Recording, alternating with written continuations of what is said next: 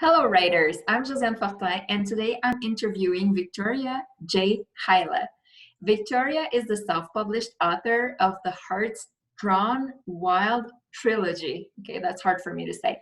And so, thank you so much for being on the podcast today. And please tell us a little bit about you. Yeah, I'm Victoria. I've already published the trilogy that you're talking about, Hearts-Drawn Wyld. I'm trying to think what else. It is kind of my day job now. It didn't used to be. I've been a teacher, I've been an editor for many years, and I've done freelance editing. And right now I'm in the process of helping start a publishing company for which I will be the chief editor and chief operating officer, actually. So I'm kind of the gatekeeper for what we publish, which is kind of exciting. But yeah, no, I've self-published the first three because I just felt they needed to be out there and in the world. And a little bit about the trilogy. It's a romance trilogy mostly, but it's not your typical like guys ripping off their shirt kind of romance. I really go into the depth of the loss and tragedies and trials of this one woman, Brianna, and then in the subsequent, in the third book, it takes on a new character, Elise, who you meet in book 2. And so it's their kind of love, loss. A lot of people die, but it's Okay, so a lot of emotion in those books.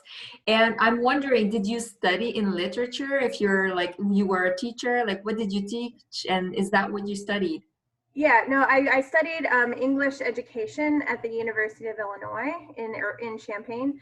And basically, I mean, it's English education. So I did teach for a number of years, but I miss the kids, but I don't miss all the rest of the stuff that goes into teaching. And no, I studied literature a lot. I studied a little bit of writing, but not formally. I have a French minor. Yeah, so I just kind of I was always writing my first book. I started it when I was 15, and I finally published it, I think, at 31. I was finally ready to make it happen. But yeah, no, I've always been writing. So. Okay, so apart from those 3 books, do you have other books that you've self-published, or are those the first ones that you've written? Those are the first ones I've published. I am about to publish a poetry anthology. It's not my poetry, but a friend of mine passed from suicide about 1.5 years ago, and she was a prolific poet. And so I'm about to be publishing that anthology. I've written the introduction and I organized it and kind of did a synthesis. But yeah, I'm about like weeks away from publishing that. And then I just wrote a children's book, and that is being illustrated currently. I have maybe 12 of the 40-something pages illustrated. And so that is my next venture. And I just wrote 2 short stories that are being published in anthologies next year. Okay, so a lot of things going on for you, very prolific. Yeah. And I was wondering, like, what inspired you to write this trilogy that you wrote? Like, you started when you were 15, and then, like, what kept you going for so long? And then finally, you have the final product ready to sell. That's a great question. And the first book, I was basically in gym class in high school and sitting before class, and this guy who I had a crush on, slides in next to me and says, "You should write a book about me." And I'm like, give me a character. And so he gave me this like back in front notebook page of a character sketch of this character named Matt Brennan. And there's where my story was born. And so I started with that love interest character, and then I just kind of built a character around that. And so that is the original basis for my first book, In Deathly Parts. And then the second book is a continuation of that story. The third book was a slight departure. I waited about 7 years between book 2 and book 3. I had to grow up. I had to get more mature in myself and my writing. And but I always kind of knew it was going to be there, but it took me a while to get to it. And COVID actually helped with that, strangely. So I was like, I have nothing else to do. Sweet. And so, but that one talks about a lot of sexual abuse, but like in an adult way. I go into the sex trafficking industry, and the horrors of that, and then how that kind of shapes lives and messes with people's lives, and how it is possible to come through that. So, but it's all in this fictional story, but that's kind of like the backdrop. And that one is set in Paris mostly, and other places in France. So I just have a love for Paris. So All right. it's kind of fun. And I'm wondering, like, you started writing at 15, and when did you publish the first one? Like, what's the timeline between the books? Yeah. Well, I published the first one in 2011, so I think I was about 31. And then I published the second one in 2013, so it's about a year and a half between the two. Okay. I was just inspired, and I was in a bad point in my life, and I was living in Texas, and I just needed an outlet to be creative, and so I spent my time doing that. That was really fast. And this last one, like I said, I waited about 7 years. I got married again. I had kids, you know, like crazy stuff of life. So I've got 5-year-old twins. They're crazy.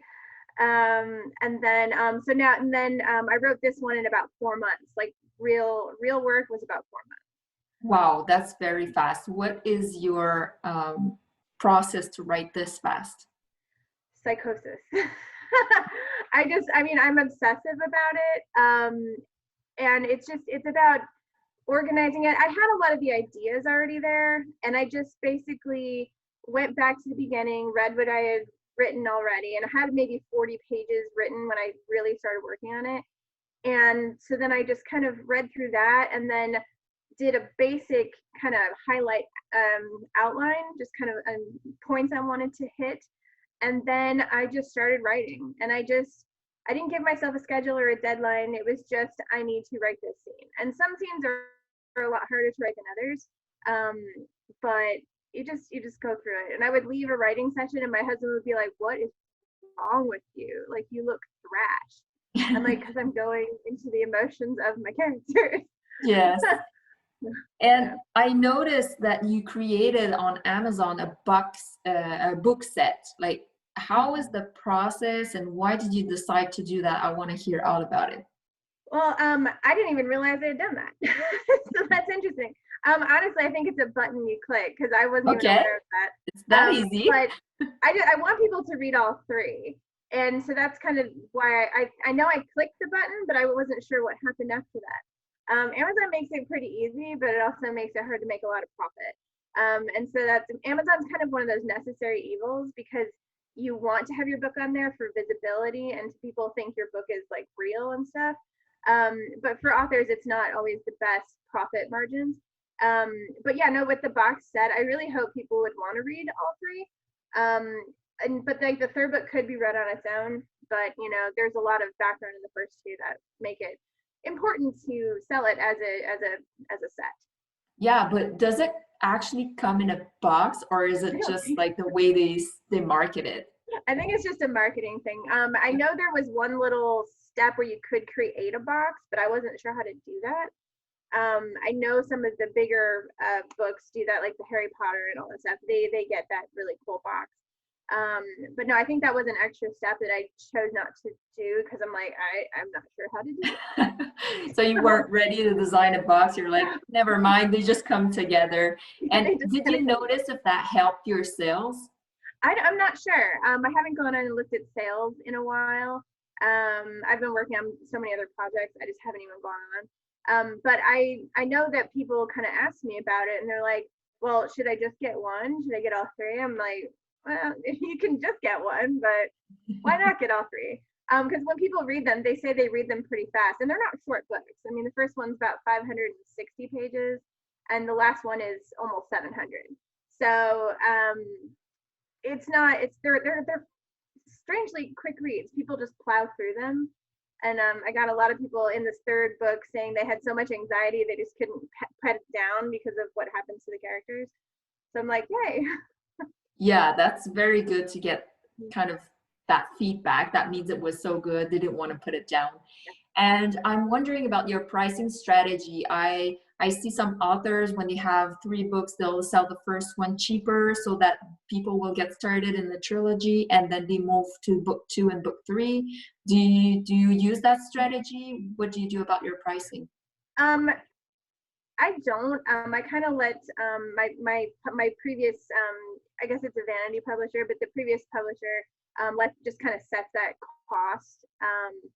But that's a good strategy, and I think that would be good, and I might have to look into that.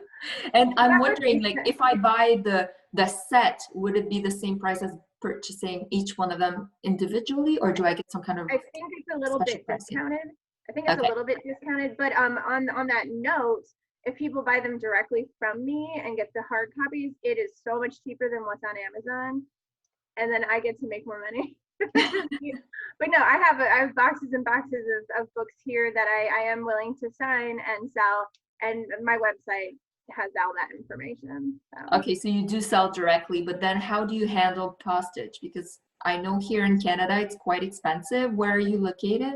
I'm in the Chicagoland area, and in the United U.S.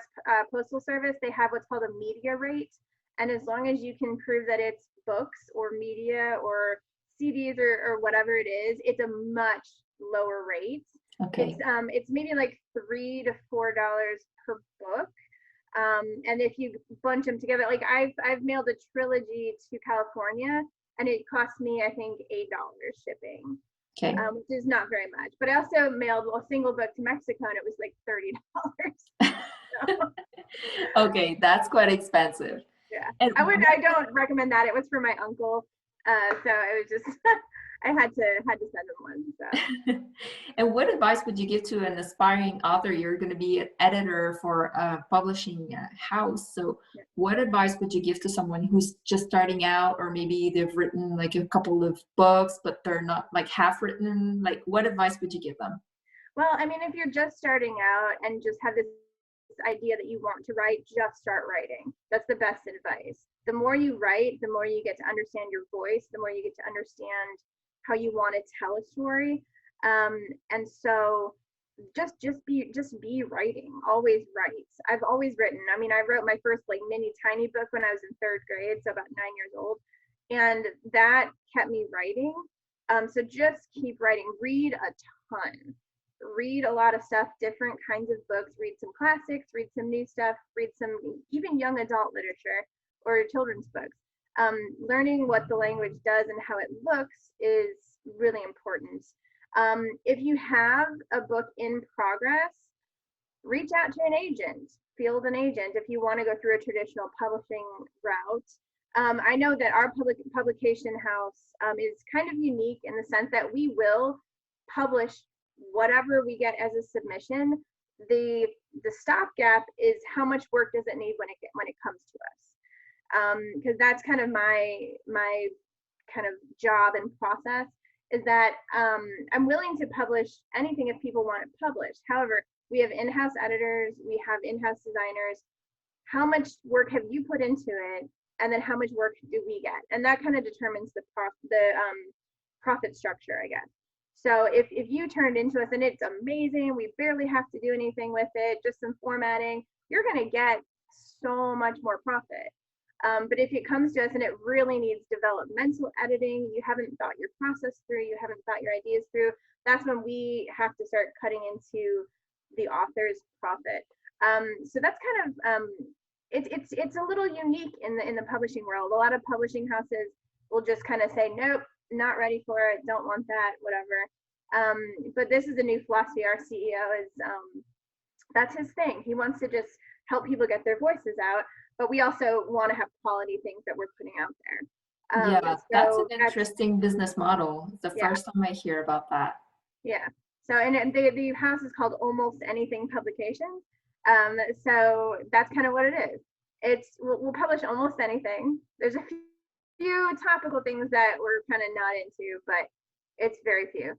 And but no, and because I'm an editor and I've been doing it for 20 years, I know what I'm talking about. And but we're here to coach you. If you want have something to publish and want to get it published, we will work with you to make it to the point where it can be published.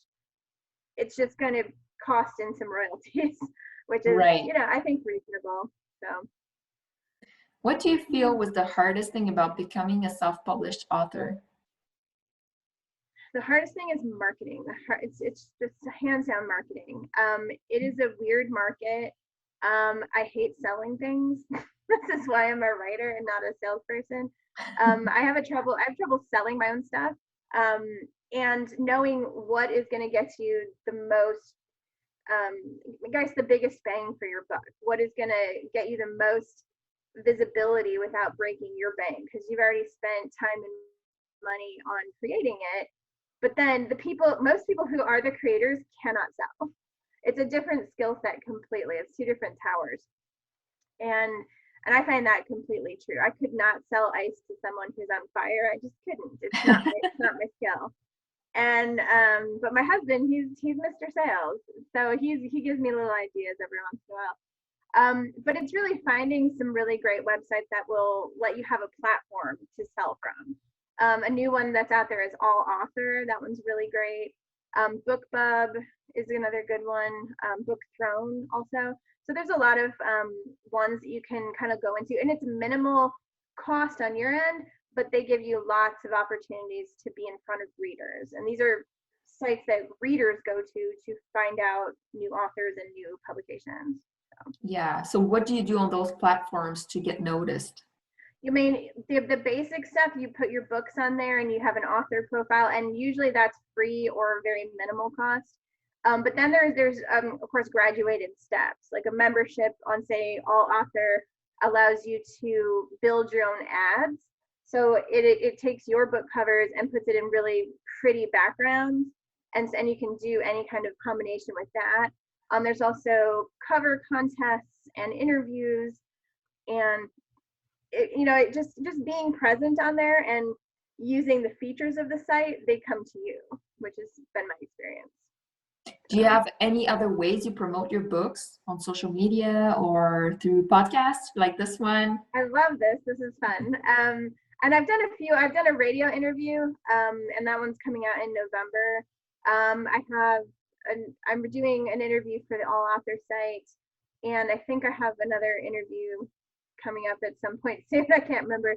How did you get to be on the radio? What did you do to get there? I don't know. I answered a Facebook. There was a call out on one of the reader sites, and it said, "Hey, any authors interested in getting interviewed?" And I'm like, "Sure." And I did an initial interview with her, just a phone call, and she's like, "This is so interesting. Would you be interested in this other thing that we do?" So I have like a 30-second promo thing that they're doing, and then the week after that, it's an 8-minute interview, which I did kind of like this on Zoom. And so they have like a 500,000 listenership.